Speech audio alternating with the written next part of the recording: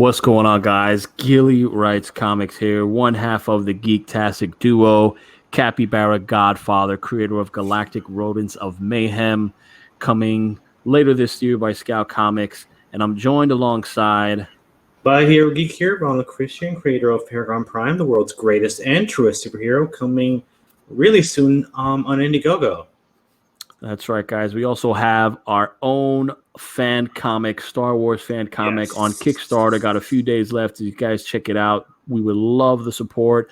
Share it if you can, but it's called Darth Krell Cometh. That's going live right now on Kickstarter. Got a few days left.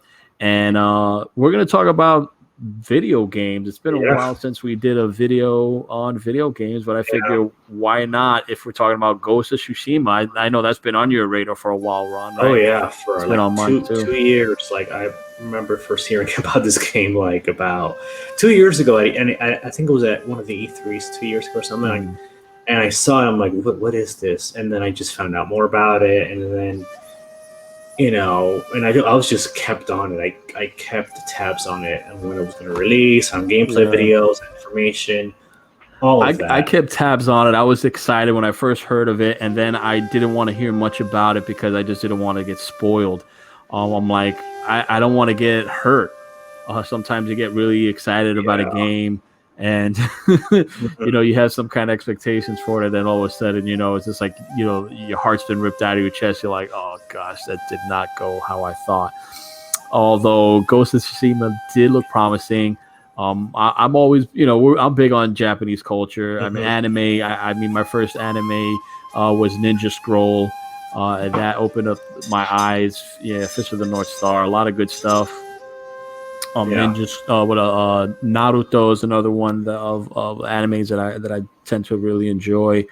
Well, this is actually more based on this is more inspired by Kurosawa's samurai movies. Right, and definitely so. Yeah, the samurai, Seven Samurai. And there's definitely the option to play if you guys want in full black and white. I didn't go for that mode. Although I did opt for the Japanese audio with the English subtitles. And there's definitely, because this game also, hits on historical... the Mongol invasion of Japan. Mongol invasion in the 13th century. Yeah, so it has an authenticity to the story. And I think, for me, I mean...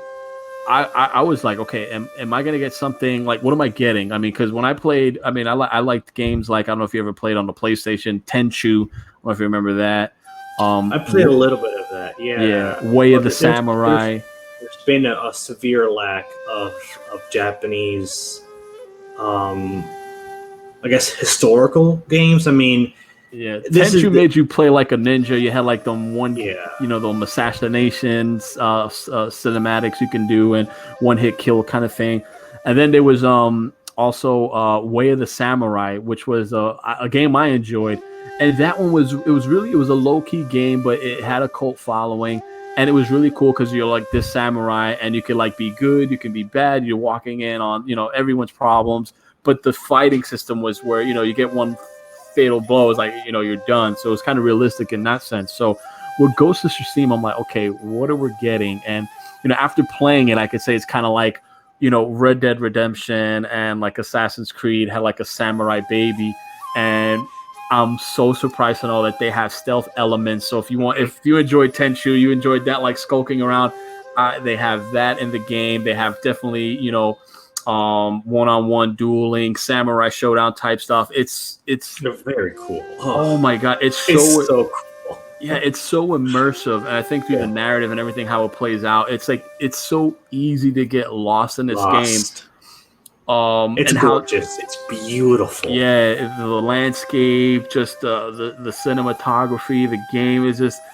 Oh, you get really lost in the environment. Like I said, the gameplay is second to none. I mean, I really like the combat gameplay. How meticulous it is. How you have to really carefully plan your strikes and your counters, and your blocking and your dodging. Yeah, you could spam that X button, but you might you might run out of you might run out of energy doing that. But Definitely. you also get overwhelmed a lot in the game, and that's where I think where Ron's saying how you got to carefully, meticulously plot how you want to go about the battle. You unlock different abilities in the game. You get a bow and arrow too.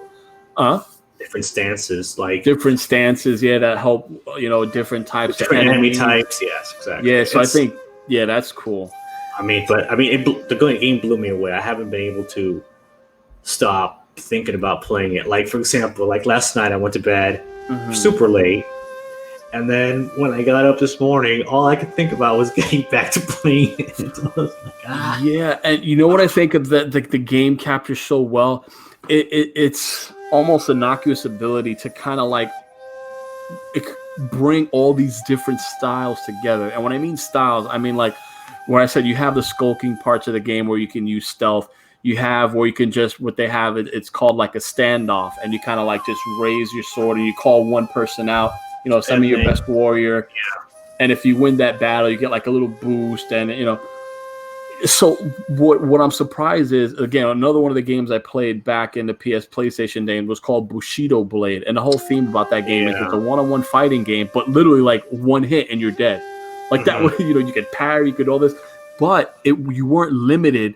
Like if you play Street Fighter, you're just on this 2D plane, you forward and back. You can go. No, it was you're in a 3D landscape. You can run up the stairs. You can run the side of the house. You can run, go down the stairs. The guy jumps down the stairs. You get a cheap shot in. You can win. The reason why I bring that up is because Ghost of Tsushima, how you plan your attack, you literally there's times oh my god, there was one camp. This Mongolian leader, I got up to him. I had like no health and I couldn't restore. I couldn't do anything to restore. Like literally, he just breathed on me. I was dead. But I'm just running and he's following me, screaming, and I'm running and I'm running. And I'm like, I need some arrows. I get some arrows and I'm running, dodging, climbing up on the dude. It's like real life. I feel like it's real life. If you got that one life, you just try to. So I went back outside after I picked up some arrows and he's running up at me and I can't dodge his spear attack because it's like a little red, it glistens red, so you can't. That means it's unblockable. Later on, I think you get actually, no. That's you dodge those. Yeah, you can dodge those, but I mean you can't block them. You can dodge them, but I mean you can't block them until I think you get an ability, and then you'll be able to parry those. But what I'm saying is like I got the arrows, and he's there. I cheap shot at like 4 arrow shots on him. And I killed him, and I'm like, holy cow. Like, it's those kind of, gameplay elements or things that happen in the game that just make you realize, man, this game is truly special. Special. I mean, this is the Assassin's Creed game that I've always wanted but never got. Right? Especially if you talk about feudal Japan, right? The samurai, right? I mean, I don't know. I mean, I kind of like I used to be into the Assassin's Creed series. Mm-hmm. I kind of like lost interest after Black Flag. Mm-hmm. After I think the series kind of lost its way after that. To be honest with you, I never really I played the first Assassin's Creed and it was okay. But then after that, I didn't play any Assassin's Creed until Black Flag, and I thought the pirate aspect really made it cool. Yeah, Black Flag was actually really, really fun, and then. They had Syndicate after that. They had Unity, which is complete garbage. I never played. Yeah, those I never played. Odyssey and Origins, and now they have this Viking one where they, surprisingly enough, they have you can be a gay Viking in it, which is whatever. But anyway, the point is, I mean, cool, Viking stuff is cool. But I just that franchise because it lost its. There's nothing like feudal Japan. There's nothing like feudal Japan. I just said Akira Kurosawa. You got the Seven Samurai. It's the Seven Samurai trying to just protect a village. Like that element of a samurai just wandering a broken land and kind of like I love how he doesn't want to break his samurai code, but he kind of has to. Yeah, that part of the game I was able to get to, and it's like. And this is where we get to like the ninja aspects, right? Like where you go stealth, you attack from the shadows, it's cowardly. But it's almost like you have to evolve, especially when you're dealing with the enemy that the Mongolians were. Like they were a fierce enemy. They were really, really savage. I've heard that or I've read like some test, like some testimony like back in that 13th century when they were trying to invade, that they would kill the women, like they would plant literally the swords in the palms of the women's palms, and then they'd strip the women, and then like that they'd hang them on their ships. Mongols, they were savage, and they were strong though. They were fierce. So it's almost like they're taking over your land. I love how the beginning of the game opens up. You're literally let loose in like a sprawling little war.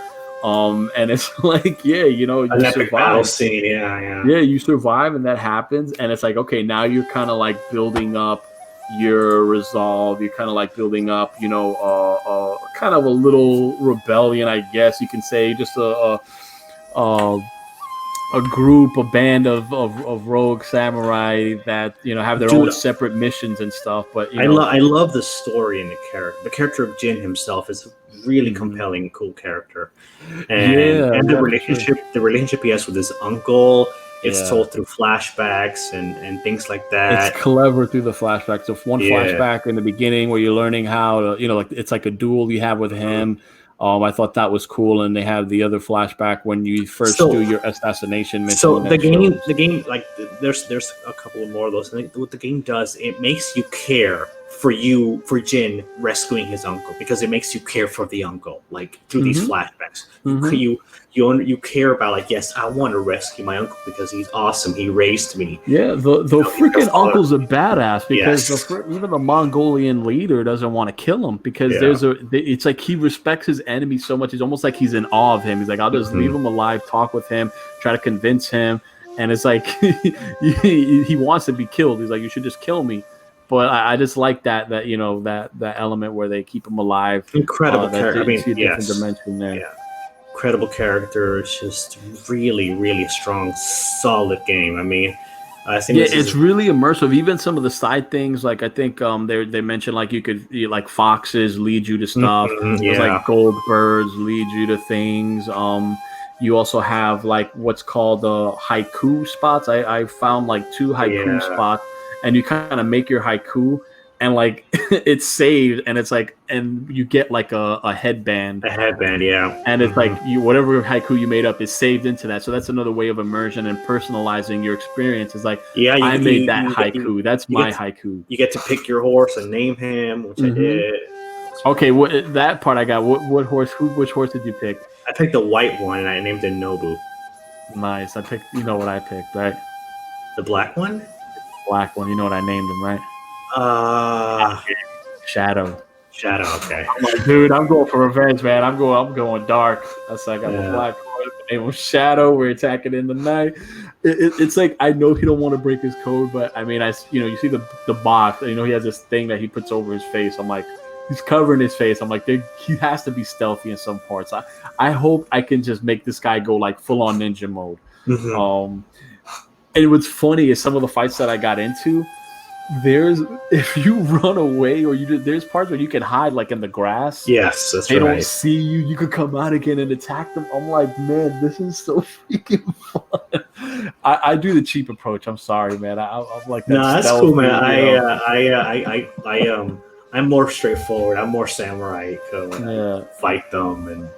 How many times you died? You died quite a few. Like 4 or 5 times. If you go that way, you get outnumbered, dude. I don't know if you know, because you kind of get outnumbered, and then they're not taking turns. They're all coming at you, so you kind of like run and block, and you got to run and give yourself some room to maneuver and block around the ones that are attacking you and whatnot. But it's just an amazing game, guys. I mean, I highly recommend. I'd say this is early candidate game of the year. Maybe I'm going out on a limb, but I just say so easily. Well, I mean, they're still Cyberpunk, so that one is the only other game I think that could really give this one a run for its money. There's one thing that kind of bothered me about this game. I got to be honest. I was going to take a screenshot of it. There's a part where I'm just like on like I could say like a rock edge, and I stealth killed a Mongolian soldier, and like his body, physics wise, dimension wise, like he should have just fell over the rock. and literally he like half his weight, his lower half is on the rock, and his upper half is like just floating right above the rock. It's like, come on, dude. You tell me you couldn't just fall over? That was one thing that got me like, oh, yeah. So that's my only gripe with the game. That was a letdown. It's like, come on, man. I wanted to see that body roll and tumble over the freaking rock. You know, and it's just like he just, freeze frame in slow motion just right there. That's his death. That's his. Anyway, yeah. Oh, that's a small gripe. If you kill someone off a rock and they just kind of freeze right there, you'll know what I'm talking about. Yeah, I haven't done that yet, but anyway, guys, this is a great game. Highly recommend it. There's no SJW garbage in it, as far as I've played. Why you gotta go there for, man? I'm just saying. Why would there be SAW stuff? We got a minority lead character here, right? We got an Asian lead. Well, right? They're all Asians. I mean, it's set in feudal Japan. I mean, and there's some Mongolians. Come on, we can't go that. We can't be that. Some Mongolians, right? This is an amazing game, guys, and it just shows you the power of a great narrative. Which is what always should be first in any kind of story. I give it a. I'm gonna go out. I'm just gonna say it. For me, it's so far it's a 10 out of 10, and I haven't even barely scratched the surface. Again, I'm going to go on a limb and say it's early candidate game of the year. Well, I don't know about Cyberpunk. When I play that, me and Ron will talk about we'll share our thoughts on that game. But definitely, guys, if you like what you hear, this is a Geektastic Duo. Like and subscribe to our channel. The next milestone we hit in subscribers, we'll get what are they getting, Ron? Well, I believe it's going to be Batman the Animated Series, I think. So that's our next milestone. I think is that 100 subscribers? Yes. Okay, 100 subscribers, free digital Batman animated series. If you want it, high def, it's yours. Just like and subscribe. When we get to 100 subscribers, we do our little raffle, I guess you could say. We do a live drawing, and then we send that person an email, and boom. But thank you guys so much for checking out our channel. Also, remember, we do our own comics, and we definitely have a cool one going on now, a fan comic called Darth Krell Cometh. If you're able to check that out, we appreciate it, guys. Thank you so much. Till next time, geek out, guys. Geek out.